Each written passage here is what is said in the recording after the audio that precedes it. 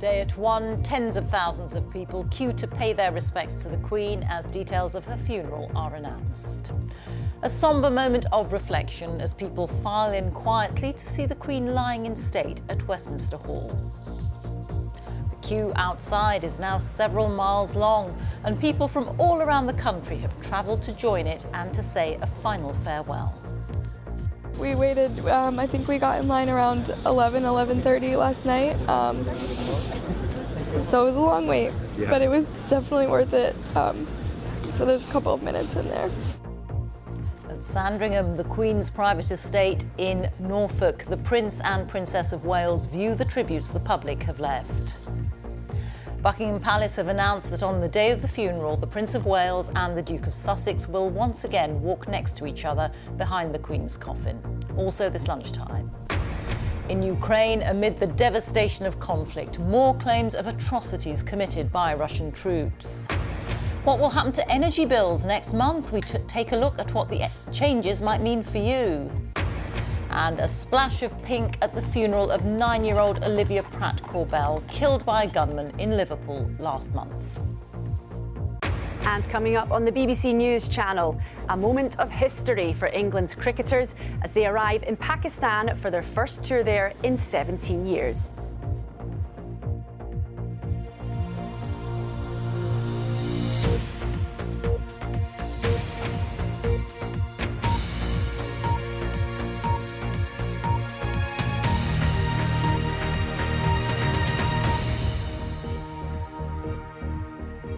Good afternoon and welcome to the BBC News at 1. Members of the public have been queuing through the night for the Queen's lying in state in its first full day, as details of Her Majesty's funeral are released by Buckingham Palace. Westminster Hall is open to the public day and night until early Monday morning for people to pay their respects to the late Queen. Her coffin is guarded at all hours by units from the Sovereign's bodyguard, the Household Division or yeoman warders of the Tower of London. We'll have more on the details of the funeral a little later, but first here's our correspondent Caroline Hawley. It's a week since the country learned of Queen Elizabeth's death, a week of national public mourning and of private grief. And right now, thousands upon thousands of people wait patiently to pay their last respects. They've been on their feet all night, and there are hours left to go before they'll get to Westminster Hall. The queue, several miles long, snakes along the banks of the River Thames. Wristband, please. Thank you. Wristband. It's been orderly, organised, and by all accounts a friendly experience. A coming together of people who want to show their gratitude and respect. Look at all these people, you know, it's they're coming for their Queen. There's even tourists here. We've met so many nice people, so it's been lovely. And I would regret if I didn't come. Absolutely regret. Today is the first full day of the Queen lying in state before her funeral on Monday. Last night, Emily and her two sons arrived in London from Birmingham. You remember where the end of the queue is, Freddie? It's London Bridge, Mummy. London Bridge. Let's go and catch the tube. Yes! Joining people from all corners of the country and all ages. No bedtime, no school today. For them, being here was much too important to miss. We've just come out after seeing Her Majesty. It was absolutely amazing. Awesome. Awesome. Thoroughly worth the 6-hour wait that we had. In the middle of last night, out of public view, the military was busy rehearsing for its role in this historic moment. Preparations for the Queen's death have been years, decades in the making, meticulous plans now being meticulously practised and finessed. 142 sailors from the Royal Navy will draw the state gun carriage used for Queen Victoria's funeral that will take the Queen's coffin to Westminster Abbey on Monday. Pallbearers even practised their final duty to their former Commander-in-Chief, carrying an empty black coffin. At 10:44, the Queen's coffin will be taken from Westminster Hall to Westminster Abbey, a solemn journey that will take 8 minutes. It was here that she was crowned back in 1953. The funeral service, attended by heads of state from every corner of the globe, starts at 11 a.m. It will be followed by a national 2-minute silence. The route of the procession goes past Buckingham Palace and on to Wellington Arch, where her coffin will be transferred into the state hearse. The late monarch will then be driven by road to Windsor Castle for a more intimate service at St George's Chapel, attended by members of the royal family and staff who served her throughout her reign. She will then be laid to rest in the evening in a private service. At Sandringham in Norfolk today, the Prince and Princess of Wales came to greet well-wishers and to look at the many, many floral tributes to the Queen. Inside Westminster Hall, for these members of the public, the long wait to say goodbye was over. Everyone here with their own feelings, memories, emotions, as the country prepares with pomp and pageantry to bid its final farewell to Britain's longest ever reigning monarch. Caroline Hawley, BBC News. Well, our political correspondent Ben Wright is watching proceedings inside Westminster Hall, and we can join him now. Ben. Rita, after hours of queuing and the chatter of the crowd, the atmosphere suddenly changes when people arrive here in Westminster Hall. The vast medieval space is silent, and from the top of the stone steps, people see the Queen's coffin for the first time, raised high on a plinth, draped with a royal standard, framed by 4 candles and a rotation of guards.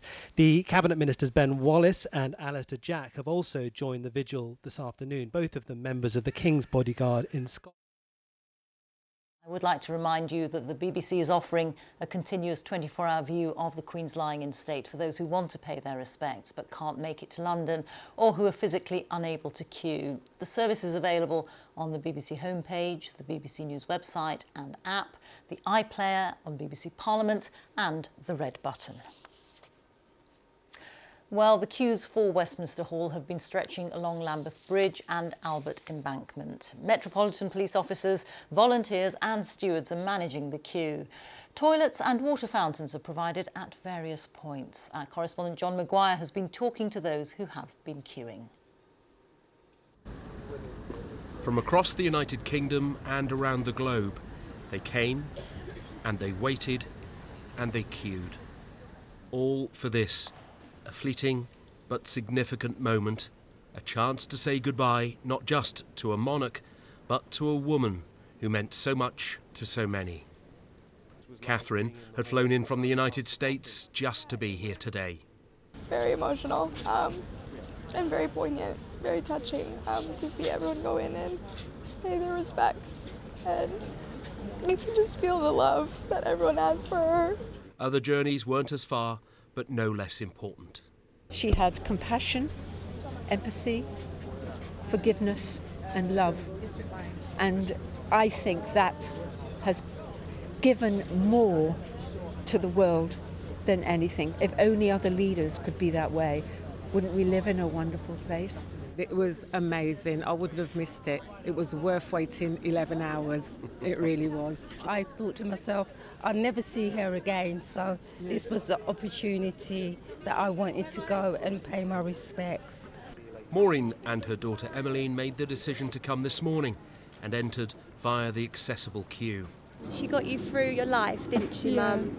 Yeah, so we're here on behalf of our whole family, aren't we? Past and present. Along the 2-mile queue that straddles both sides of the River Thames, there are volunteers on hand to help. Multi-faith teams are here to offer support and solace. This morning the Archbishop of Canterbury joined them after playing a leading role in recent days. And the idea of coming to see people here today? Let's see how people are, where they've come from. Most people are in very good shape. I had a couple of conversations yesterday where the process had renewed their sense of grief over their own losses. Yes, I've heard that a lot. Yes. And you know that, and particularly coming out, chaplains have found that. Leading politicians will have been in Westminster Hall many times, but never before to pay their respects to their monarch. By day and by night, they will continue to come over the next few days, compelled by their own reasons, with their own stories, but with one thing in common, the desire to say thank you and to say goodbye.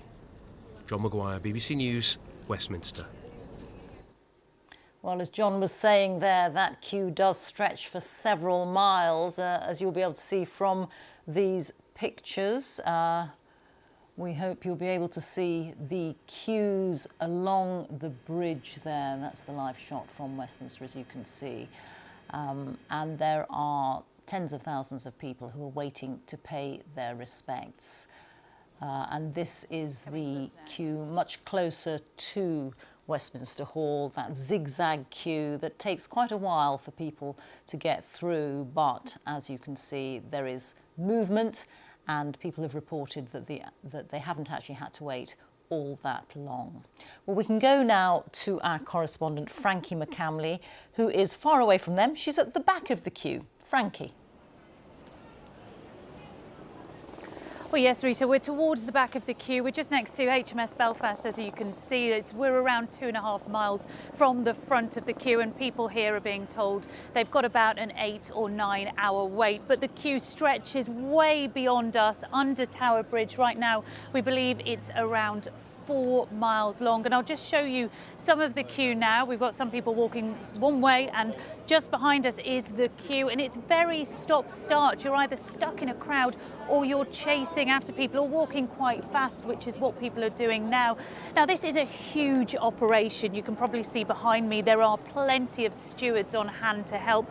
Also lining the route, museums and local restaurants are open, providing refreshments and comfort breaks. There's also 500 portaloos running along this route for people who are coming down. Now, if you do want to come down, the advice is to bring lots of snacks, wear comfortable footwear. You're going to be standing around for a very long time, and be prepared to make some friends. We've seen many friendships made along the route. Travel advice too, do check before you travel, avoid Green Park Station and try and go on foot as much as possible. But Rita, I mean, the atmosphere here throughout the day, it's been very calm, it's been very friendly. People know they're in for a very long wait, and many people down here just want to be part of these few days that are going to go down in the history books. Thank you so much, Frankie. Well, as we went on air, more details of the funeral were released by Buckingham Palace. Let's go back now to Sarah Campbell, who can tell us more. Sarah. Yes, good afternoon, Rita. Well, first thing to say is that tomorrow evening at 7:30, the King and his siblings will take their places around the coffin inside Westminster Hall and hold a 15-minute vigil. That's at 7:30 tomorrow. And then on Monday morning at 6:30, the doors to the public at Westminster Hall will close, and that is the day of the state funeral. So just to share with you some details, at 10:35, the Queen's coffin will be taken by a bearer party to the gun carriage that was waiting. There will be a procession from Westminster Hall to Westminster Abbey. It is a short journey. Following the gun carriage will be the King and his siblings, and behind that, walking side by side, the Prince Harry and Prince William. At 11 o'clock, the funeral will begin at the Abbey. It will be led by the Dean of Westminster. The sermon will be given by the Archbishop of Canterbury. It holds 2,000 people. There will be heads of state, there will be dignitaries, there will be Governor-Generals, plus members of the public as well, including some from charities that the Queen was involved with over her decades as monarch. The service will end around midday. Before it does, there will be a national 2 minutes silence, followed by the national anthem. There will then be a further procession from Westminster Abbey to Wellington Arch. Now that route will go via the Mall and round Buckingham Palace, so more opportunities for people to gather to watch that. At that point, the coffin will be transported by road to Windsor. There will be another procession up the Long Walk into the grounds of Windsor Castle, where there will be a smaller committal service.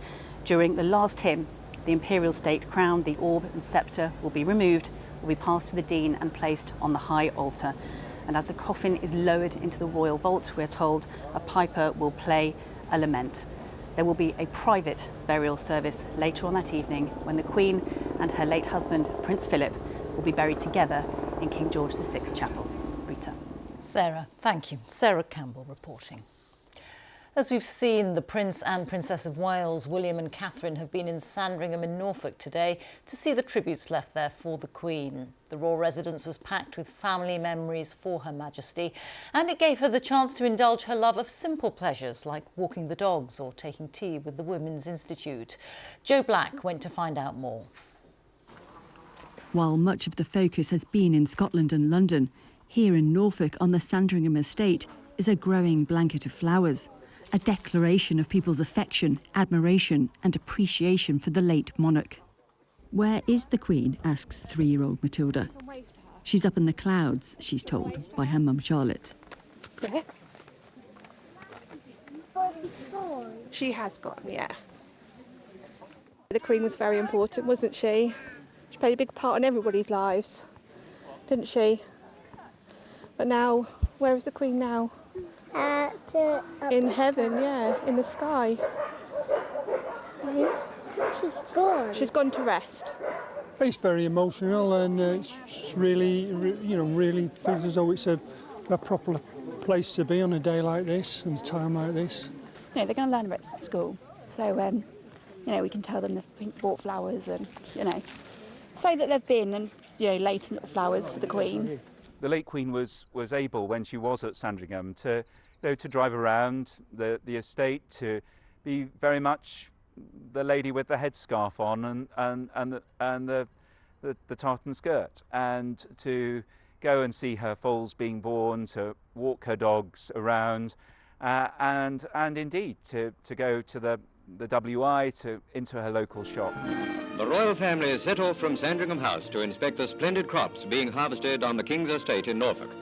This part of Norfolk and its surrounding areas held a particular place in the Queen's affections.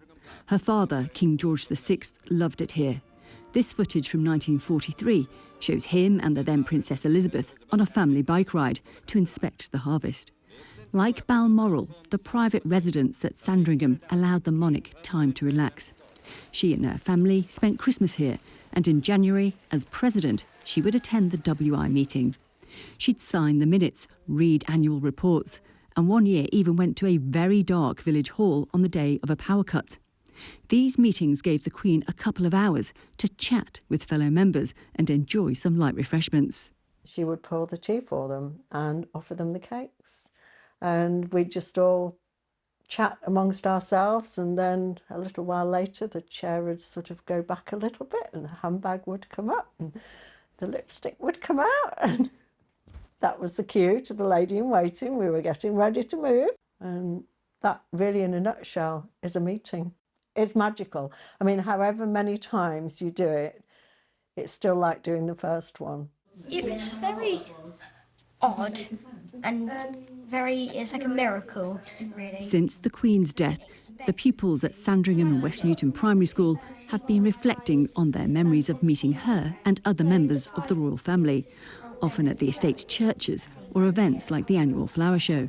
I'm very pleased that I did get to meet her, and I feel proud that I actually got the chance, because a lot of people don't get the chance to meet someone from the royal family. Well, she gave us all a bit of a wave, and she's really kind and gentle. She asked how the school was getting on. I think I responded that it was getting on really nice. I was really enjoying it. You've met the future king, and that's obviously quite a thing, isn't it? How are you feeling knowing you've already met him? I feel happy, and I feel proud a bit. Since Queen Elizabeth's death was announced, around 100,000 people have travelled here to pay their respects, to bid farewell and say thank you. For many people here, she was a neighbour, the sovereign who loved this part of Norfolk. Jo Black, BBC News, on the Sandringham estate. The time is 18 minutes past 1, our top story this lunchtime. Tens of thousands of people queue to pay their respects to the Queen as details of her funeral are announced. And we'll have the latest on what's happening with energy costs this winter. Coming up on the BBC News channel, Great Britain's Davis Cup campaign starts in disappointing style and ends in the early hours as they're beaten by the United States in Glasgow.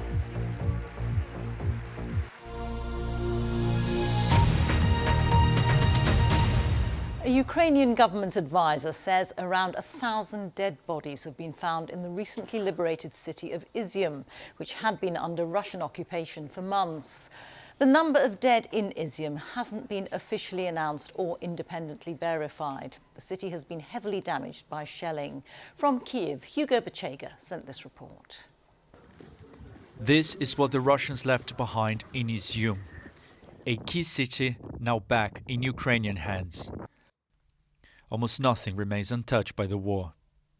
These are the visible scars, What lies beneath, it's still not clear. Bodies are being found and allegations of torture are emerging.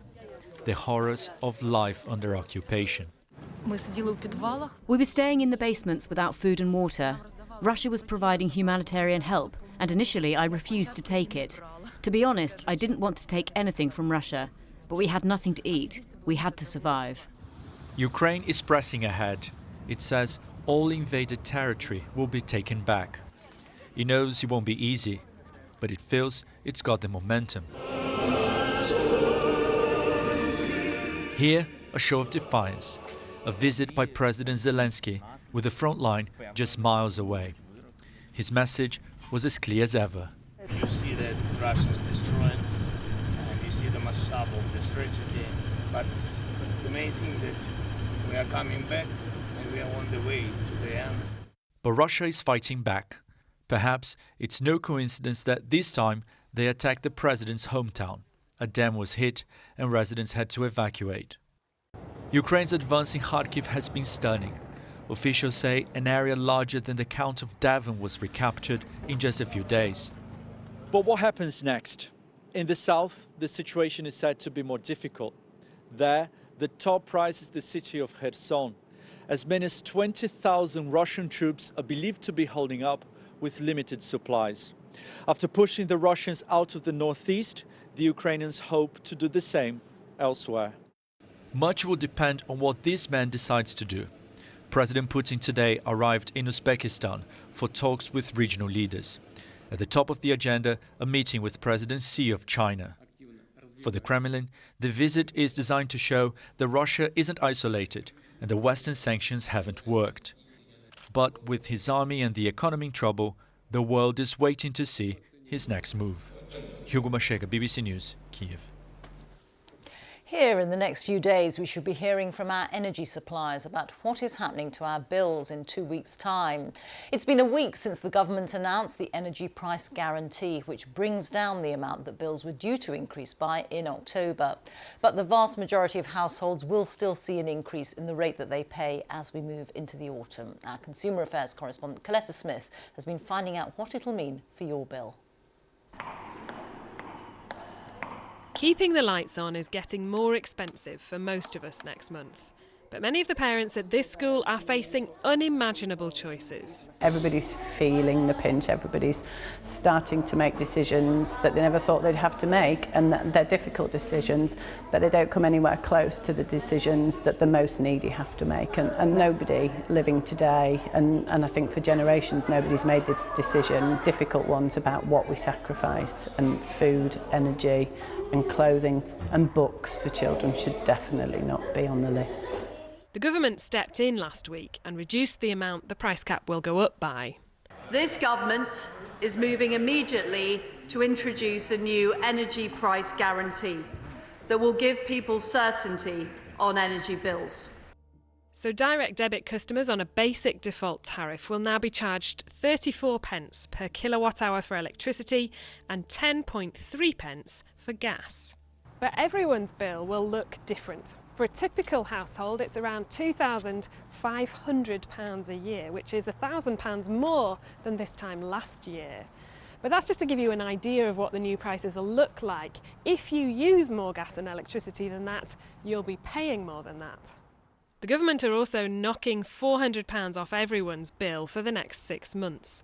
But October's price is still a rise, and millions of people have already been struggling. When you are on an income support, it's very hard to cope with it.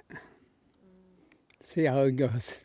Got an email saying it's going up, but we don't know how much yet. Oh mate, like it's unaffordable now. Like, it is, what can you do though? It's always going to be like that.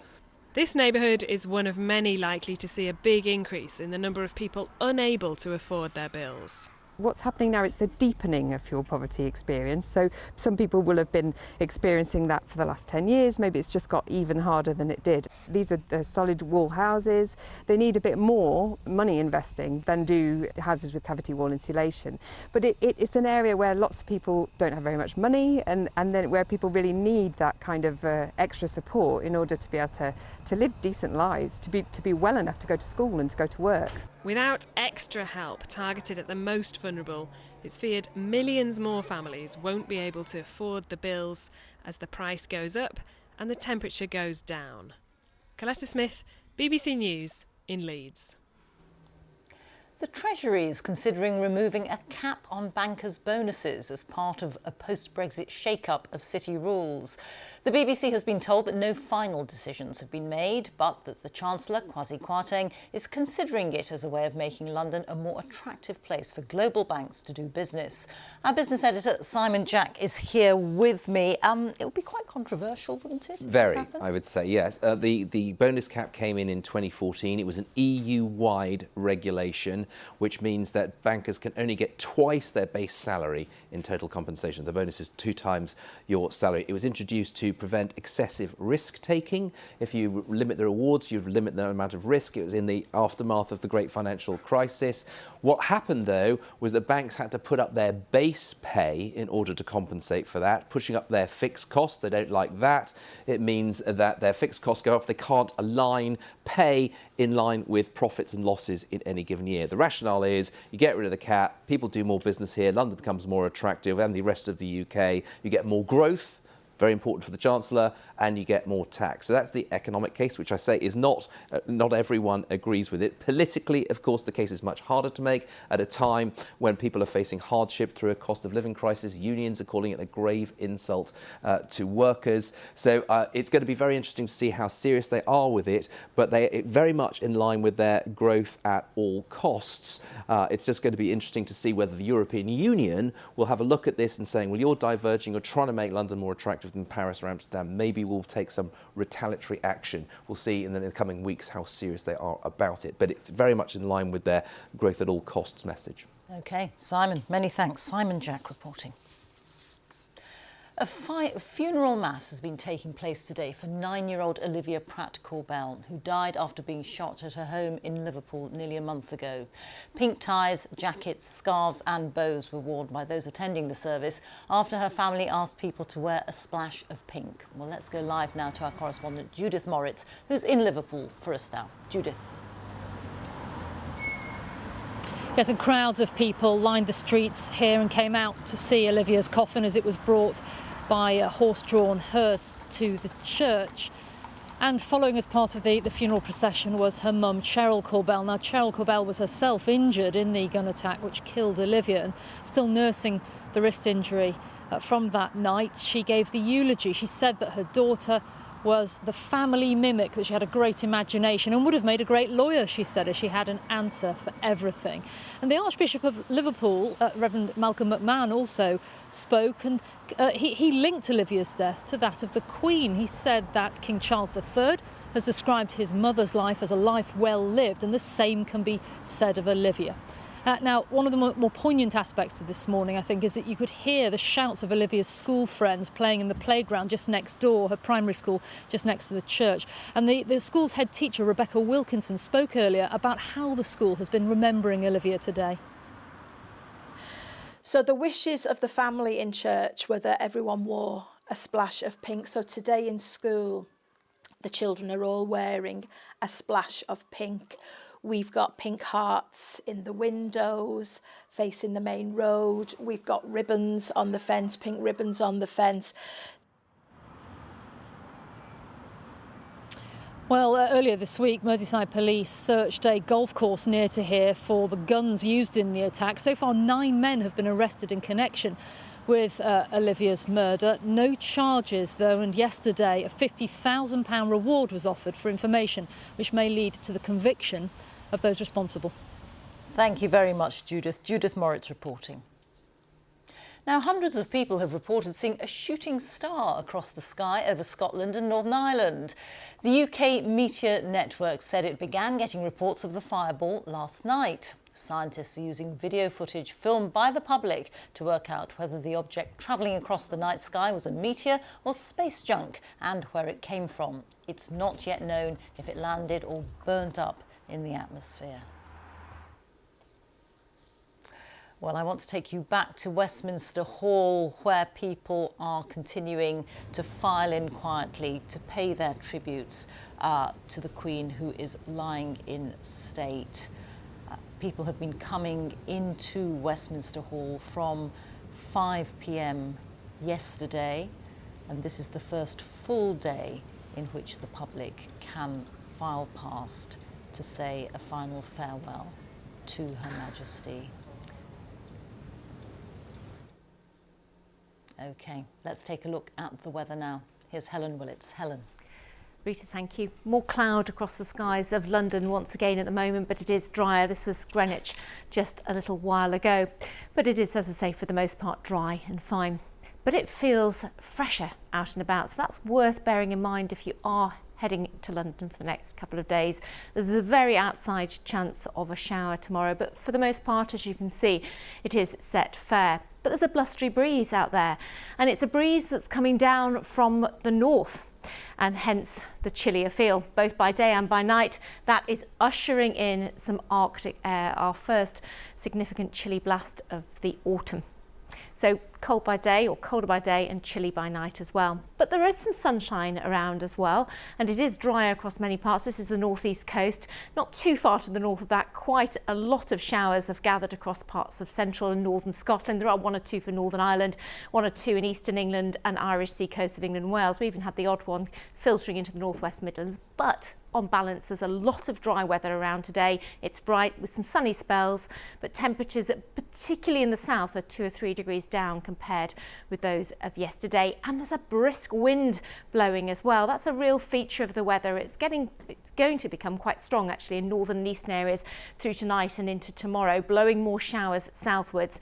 But actually inland, in sheltered areas, it will be cooler tonight, even in the south, single figures, but some ground frost in the glens of Scotland, true sign that autumn is upon us. Tomorrow, as I say, that wind is really quite strong in eastern areas, and probably it'll pull a few more showers into the eastern side of England. There may, on balance, be fewer further west across Northern Ireland as the winds start to ease here, but probably peaking with gusts of 45 miles an hour for northern and eastern parts of both England and Scotland, so it will feel cooler. And it might be that either today or tomorrow will be the first day since the beginning of June that we don't reach 20 degrees Celsius somewhere in the UK, and that's because of that wind direction. Now the weekend keeps high pressure moving in, so actually we pick up a bit more mist and fog by then, and we do have a weather front sinking into the north as well. But actually early Saturday could be the coldest of this spell. Temperatures down to 1 even in rural areas further south, so we could see some frost, isolated frost elsewhere. But a fine start Saturday, perhaps a little bit of mist and fog around, and our weather front coming into the north to give some rain for the north of Scotland. But then as that moves its way southwards through the weekend, it's more likely to just be an area of cloud. It's likely that many areas will stay dry even into Monday, just the outside chance of a shower. Rita. Thank you, Helen. A reminder now of our top story. Tens of thousands of people queue to pay their respects to the Queen as details of her funeral are announced. Well, that is all from BBC News at 1, so it's goodbye from me. And on BBC One, we now join the BBC's news teams where you are. Bye-bye.